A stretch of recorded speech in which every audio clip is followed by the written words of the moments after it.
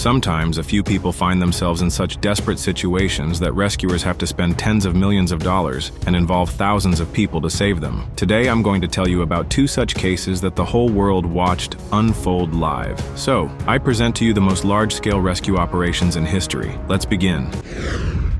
In 2010, an incredible event occurred at the San Jose mine in Chile, one that made history. A rock collapse trapped 33 miners at a depth of about 700 meters. They remained in this underground prison for a record-breaking 69 days. That's more than 2 months. The operation to rescue these men was unprecedented in its complexity and scale, and amazingly, none of the 33 people died during those 2 months underground. How was this possible? Let's find out.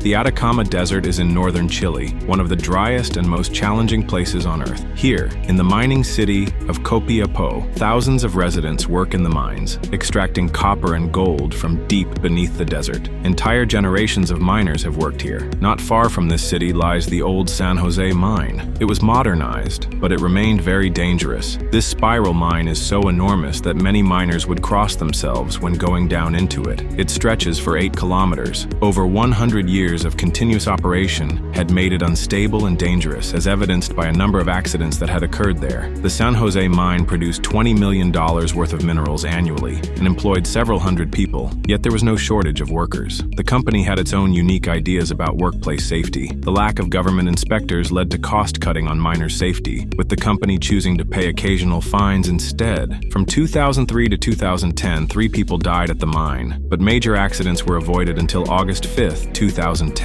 On this day, Luis Urzua's team went down into the mine for a 12-hour shift. The men thought it would be a routine shift. That day, they were working 700 meters deep, extracting gold and copper without any problems. The miners gathered near the trucks that would take them to the surface for lunch. While they were waiting, they suddenly heard a cracking noise. First one, then more. That's when it all began. Stones started to fall. The mountain was crumbling. Walls shifted, fragments flew out, and the workers realized the mine was collapsing. Dust filled the air, visibility was zero, and small stones struck their bodies, feeling like needles piercing their skin. The pain was excruciating. A powerful rockfall began. Ceilings collapsed, cutting the miners off from the exits. The noise was deafening. Many miners were sure this was the end. There was nowhere to run. Eventually, an enormous rock, estimated to weigh over 700,000 tons, collapsed nearby. Dust filled the air, reaching all the way to the mine's entrance. When the dust settled, 33 miners found themselves trapped. After calming down, they tried to understand what had happened. They followed the tunnel wall and suddenly realized they were blocked in. A massive section of rock had completely sealed off the tunnel. The miners could see part of a huge rock, 150 meters high, that had broken away from the wall. It had affected several levels of the mine above them, blocking all entrances and exits. The miners decided to head deeper into the mine, where there was an emergency shelter 700 meters below the surface. The shelter was a 20-meter-long concrete container. It was stocked with blankets, medicine, and a small emergency food supply. Though designed for 30 people, 33 were now trapped inside. These men, ranging in age from 19 to 60, would have to stay there for over 2 months. They would need a miracle to be found and rescued from such a depth. On the surface, no one knew if the miners were alive or dead. By evening, their families had gathered at the mine, desperate for information. By morning, large crowds had formed. Rescuers didn't know how deep the miners were trapped. They might have been crushed under the rockfall. When rescuers entered the mine, they could only drive for 240 meters before continuing on foot. Soon, the team reached the enormous boulder blocking their path. Fortunately, a small ventilation shaft was discovered nearby. It was a narrow passage through the rock extending to the end of the mine. A wave of euphoria swept over everyone as rescuers immediately began preparing to descend the shaft. However, before the rescue operation could begin, a second collapse occurred, destroying the ventilation shaft. After this second collapse, rescuers doubted they could save the miners. This mountain is still moving. I've been a miner for 25 years. I've seen 5 collapses. Do you know how many men we saved? No one! 2 days later, the head of the rescue operation was supposed to inform the miners' relatives and the press that there was no chance of finding survivors. But instead, he offered a glimmer of hope. There was a theory that the miners might still be alive deep underground, but there was also a constant threat of another collapse.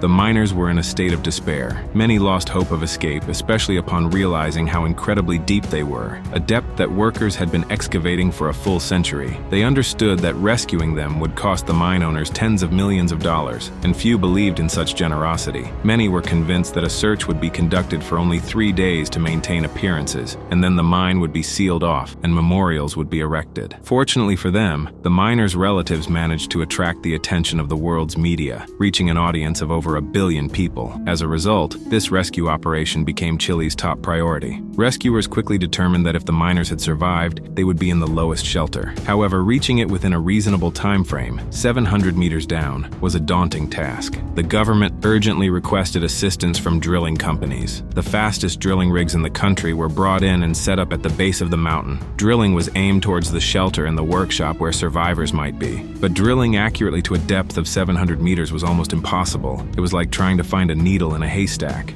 Meanwhile, the miners' food supplies were running out. They were surviving on a spoonful of tuna from a plastic cup, a glass of juice, and 1 cookie per day, sometimes 2. There was no clean water left. In desperation, the miners were forced to drink water from a dirty tank full of algae. Technical water meant for drilling, not for human consumption. Everyone's nerves were on edge. 3 days passed without any news. The miners began to think they were doomed. But then suddenly they heard the distant sound of a drilling rig, and a new hope flickered to life. At least someone was trying to reach them. The drilling continued, veering off course for several days. On August 19th, 14 days after the collapse, one of the drills passed just a meter away from the shelter. The miners heard a deafening noise and thought the rescuers were close. But then the sound began to fade as the drill moved on without hitting the shelter wall. Then, silence. A sense of doom filled the air. There had been 12 attempts to reach the miners in 2 weeks, and their families were losing hope. The miners had run out of food and were starving. On average, each of them lost 18 pounds during their time underground. Time was running out. But on the 17th day, a miracle happened. The miners heard a sound from above. Everyone looked up. They prayed that the sound wouldn't stop. It sounded like a helicopter overhead. And then a drill broke through into their shelter. The miners jumped for joy and hugged each other, even hugging the drill itself. Some of them cried. Then they knelt down and began to thank God. But how could the people above know that the drill had reached them? To signal their success, the miners started banging on the drill so the rescuers could hear the sound. They also painted the drill bit with spray paint and attached a note. The rescue team realized they had hit an empty space because the drill pressure had dropped. When they pulled the drill up, they saw the paint and the note, which read, "We are fine, in the shelter. There are 33 of us." This note was later read to the press by the country's president. It became a symbol of the entire operation. It was a true miracle. Before this, no one believed all the miners had survived. Emotions were running high. The entire Chilean government was there. People were crying tears of joy. The news spread across the globe. The whole world was watching. Rescuers immediately tried to establish communication with the miners. They set up a telephone line by lowering a cable with a camera and made a call. Soon, all the miners were able to talk to their families. Every day, food, water, and medicine were sent down to them through a narrow pipe. They also sent down iPods, magazines, and other entertainment to help the men cope psychologically, because according to calculations, they would have to stay there for another 3 months until rescuers could create a wide enough tunnel with a large drill to pull them out. And the rescuers needed to hurry because every day, the miners heard cracking sounds coming from deep within the mine. The sound came from the upper levels where rocks were falling. The men were afraid that new collapses could happen. How do you get 33 people out of a collapsing mine at a depth of almost half a mile? To solve this problem, a state-of-the-art American drilling rig was brought in from the USA. The plan was to drill a wider hole, 28 inches in diameter, along the existing small borehole. Then a capsule designed by the Chilean Navy with NASA's help would be lowered down to bring the miners up one by one. A diameter of about 28 inches doesn't sound very big, but it's important to remember that the drilling had to be done at a depth of almost half a mile. Rescue operations at this depth had never been attempted before. It was a record-breaking effort. Initially, it was estimated that the plan would take 4 months, but thanks to the advanced drill brought in by the Americans, the work was completed twice as fast. Just in case, though, 3 separate large boreholes were drilled, each using different drilling equipment from international companies working simultaneously. After 37 days of non-stop drilling, the rescue team finally broke through to the tunnel. The shaft was widened just enough to accommodate the rescue capsule. Remarkably, they were well ahead of schedule. On October 13th, after 69 days underground, the rescue capsule was lowered to the miners' shelter, and the first miner stepped inside. The capsule was slowly raised, a journey that took 20 minutes. This process process was repeated for each of the 33 men. Millions of people around the globe watched the ascent live, anxiously awaiting the first miner's arrival. When he surfaced, he immediately embraced his son. The crowd erupted in cheers. Within 24 hours, all 33 men had been brought to the surface. The shift leader was the last to emerge, telling the Chilean president and tens of millions of viewers, "As we agreed, I have delivered this shift of workers to you." The president responded, "I gratefully accept this shift from you because you fulfilled your obligations completely, leaving the mine last, like a good ship's captain." By October 19th, all the miners had been released from the hospital. Despite being trapped underground longer than anyone in history, none of the 33 miners suffered serious harm during their 69 days of isolation. They had formal receptions at the presidential palace in Santiago, a soccer match with the president's team, world travels, and book deals awaiting them. The miraculous rescue had made them famous. A movie was even made about them, starring Antonio Banderas. Interestingly, the rescue operation cost $22 million, while the film about these events cost $26 million. All but 2 of the 33 miners who spent 2 months underground filed a lawsuit against the Chilean government, alleging negligence by the mine safety management. However, those responsible for the collapse were never identified. The next rescue story I'm going to tell you about is even larger in scale than the rescue of the 33 miners, and it happened relatively recently in Thailand. This time, however, it wasn't miners who were trapped, but children. It all started on Saturday, June 23, 2018. That day, the 25-year-old assistant coach of the Wild Boars youth football team took some of his players, 12 boys aged 11 to 16, on a trip to the Tham Luang caves. They rode there by bicycle. When they arrived, the boys left their bikes, along with some of their belongings, at the entrance, and ventured deep into the cave with flashlights, water, and a few snacks. The Tham Luang cave system is the 4th longest in Thailand. It blocks mobile radio communications, including cell phone signals. Its walls also block GPS signals. The lower levels of the caves flood during the rainy season, and warning signs are posted at the entrance. But this didn't deter the group. As the rainy season was still some time away, the weather was good, and the boys didn't plan to stay in the cave for long. However, after they had gone deep inside, the weather outside suddenly changed. Heavy rain began to fall, flooding the exit route and trapping the children inside. The water continued to rise, forcing the young football team to retreat further and further into the cave, up to 4 kilometers. The underground passages gradually filled with water, eventually leaving the children and their coach stranded on a small, dry patch deep inside. Between the children and the cave exit were several siphons, sections completely submerged underwater, making them impossible to swim through. Many of the boys had only ever swum in a school pool. The parents of the missing children immediately raised the alarm. When the bicycles and belongings were found near the cave, the situation became clear to the search party. The Thai Navy was immediately called in. However, several days of searching yielded no results. Despite the Navy SEALs being a strong and disciplined team, cave diving required specialized skills and equipment. There was only one way to save the children: to bring in divers with experience in cave diving. An expert presented a note to the Minister of the Interior with the names of the best cave divers in the world, and the Thai government summoned them. 2 men from England, who were cave diving enthusiasts, flew in immediately, bringing their custom-made diving equipment designed for such environments. It was custom-made because this type of equipment wasn't manufactured anywhere in the world. One man was 57, and the other was 47 years old. When the Navy SEALs saw them, they laughed and asked, "Do you really think you 2 amateurs can solve this problem better than us professionals?" Ironically, that's exactly what happened. The 2 old men from England, as the Thais called them, were much better at the dives because, thanks to their experience, they possessed skills that no special forces in the world had. Only this group of people, who do this as a weekend hobby, truly understood what needed to be done.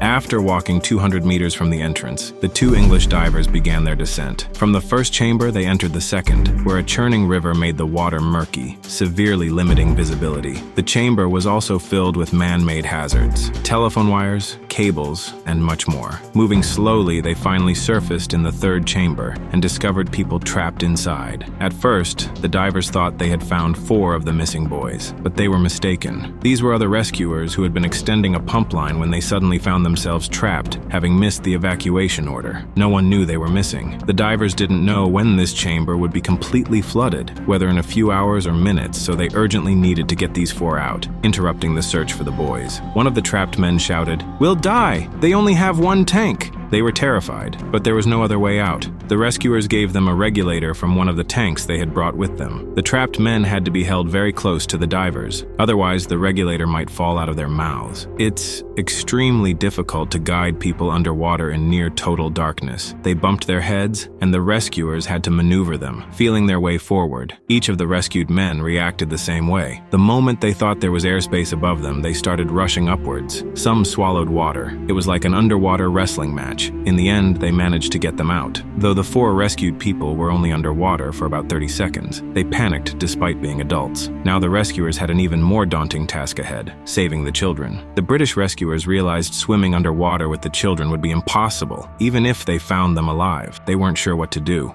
7 days had passed since 12 boys and their soccer coach had disappeared in the vast cave complex. The families were desperate. All Thais prayed for the rescue mission's success. The water level was rising rapidly, increasing by 6 inches per hour overnight. The high water level complicated the search, but the rescuers used powerful pumps to remove the water. The rescue operation wasn't just confined to the cave. The entire operation spread out like fingers reaching everywhere. Navy SEALs formed one finger, 2,000 Royal Army personnel another, plus civilians, doctors, and volunteers. It became a global rescue operation unprecedented in the country's history. Volunteers came from Australia, Asia, Europe, and the USA. 5,000 people actively participated, with about 10,000 involved overall. The whole world followed the rescue operation through global media coverage. Water management involved not just pumps. They redirected flow from cracks using polyethylene bags and diverted it with sandbags and pipes. Still, conditions in the cave remained impossible. The monsoons had arrived early and were expected to continue for months. By the 8th day, most thought it unlikely the children had survived. It seemed impossible. People lost hope.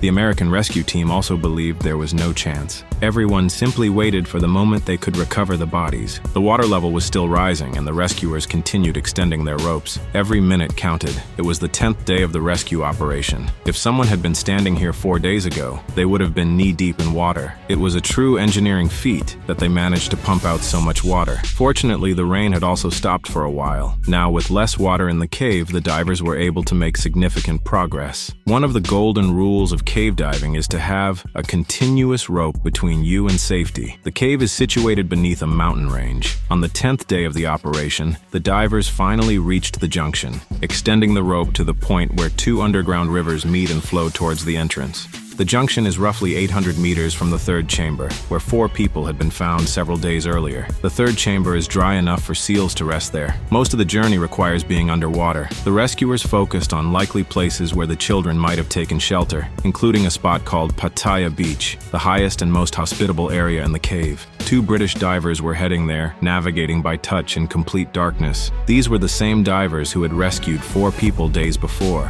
When they finally reached Pattaya Beach, they found it empty. With their oxygen running low, they had to turn back, but they decided to push a little further. Then it happened in an instant. A distinct smell, then silence. One of the divers caught a glimpse of light and immediately grabbed his camera.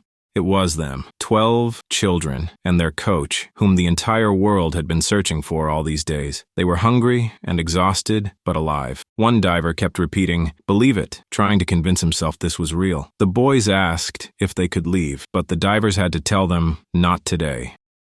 You are very strong. I know, I understand. The rescuers removed their gear on the other side of the passage and joined the group, leading them through encouraging exercises. Before the divers left, almost all the children came forward to hug them. The rescuers promised to return. After the British divers made it back to the entrance with the news, they delivered a note from the children written in Thai. "Right now, we need food. We have nothing but cave water." Throughout their ordeal, the children had survived by drinking water dripping from stalactites and carefully rationing the small amount of food they had brought with them. Shortly after 2 British divers found the children, the footage was seen worldwide. The universal jubilation was boundless. However, despite the joy, it remained unclear how to extract the children. Finding them had been the easiest part of the operation. Now, all responsibility fell to the military. The scene began to resemble martial law. The Marines transported massive amounts of equipment and diving tanks. The task was both enormous and critical. It was day 12 of the operation. Despite the abundance of personnel and equipment, the first group of divers ran into problems. For more moral and physical support, 4 Navy SEAL divers were sent to the children with food supplies. 2 of them were supposed to return, while 2 were to stay. But after 10 hours, no one had returned. Another group was quickly dispatched. It turned out that the first group successfully reached the children, delivering energy bars and rescue blankets, but they ran out of oxygen in their tanks, trapping them with the children. The authorities considered several rescue options for the boys, including leaving them there until the end of the rainy season. But that would mean waiting for months. They also considered drilling new entrances to the cave, but that also required a lot of time. The only real alternative was to pump out the water. More than 400,000 gallons of water were pumped out, but the water level only dropped by half an inch. There was a 1 in a billion chance that any of these plans would work. Everyone was sure that the children couldn't swim underwater. Experience with the 4 people rescued before them showed they couldn't even last 30 seconds underwater, let alone 2.5 hours. And yet, someone wondered, what if it was possible? The option of sedating the boys and swimming them out was considered but quickly dismissed as absurd.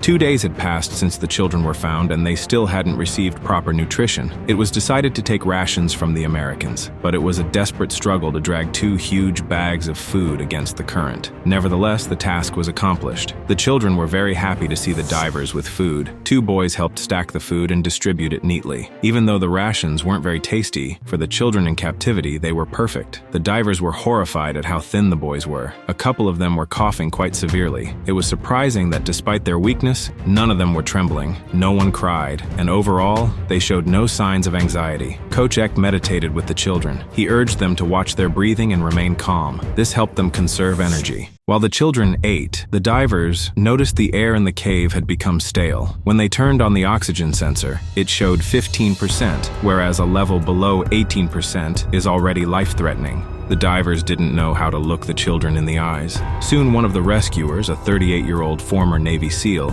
died from a lack of oxygen in his tank. He was delivering wetsuits so the military could teach the boys to dive, but on the way back, very close to the 3rd chamber, he ran out of air, falling just short. He was buried as a hero.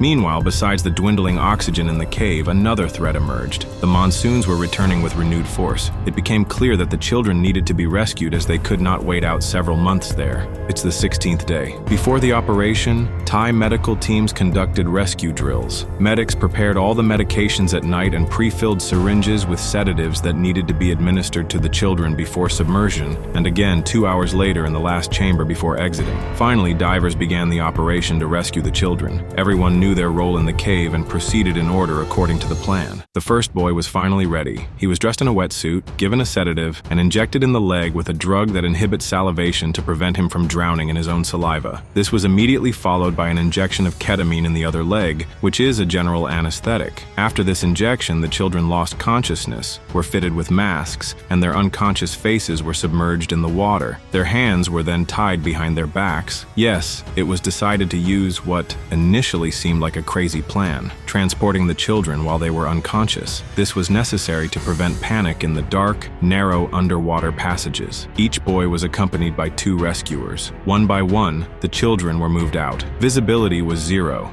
Sometimes the boys would regain consciousness and start thrashing, forcing rescuers to administer another dose of ketamine in the nearest air pocket. Other complications arose too. One boy had breathing difficulties and needed his mask removed to fix the problem. Another's pulse became barely detectable, and so on. Nevertheless, inch by inch, a few hours after starting, they managed to get the first child to the 3rd chamber, where he was placed on a stretcher and his pulse was checked. The boy was breathing, a huge morale boost for the team.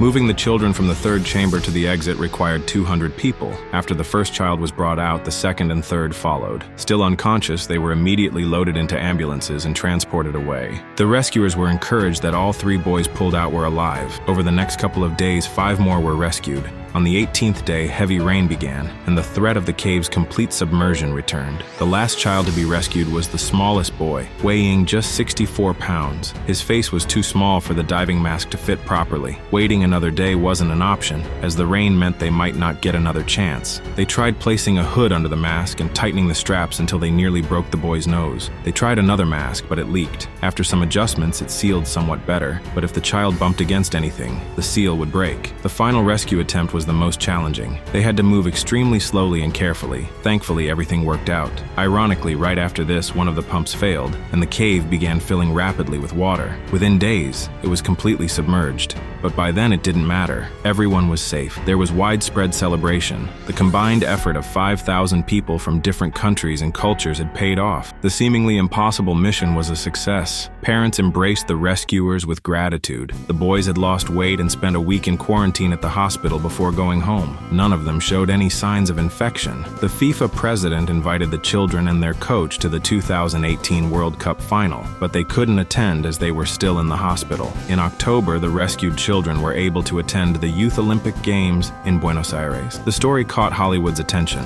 Several documentaries and a feature film have already been released. In 2022, Netflix released their own series about the event.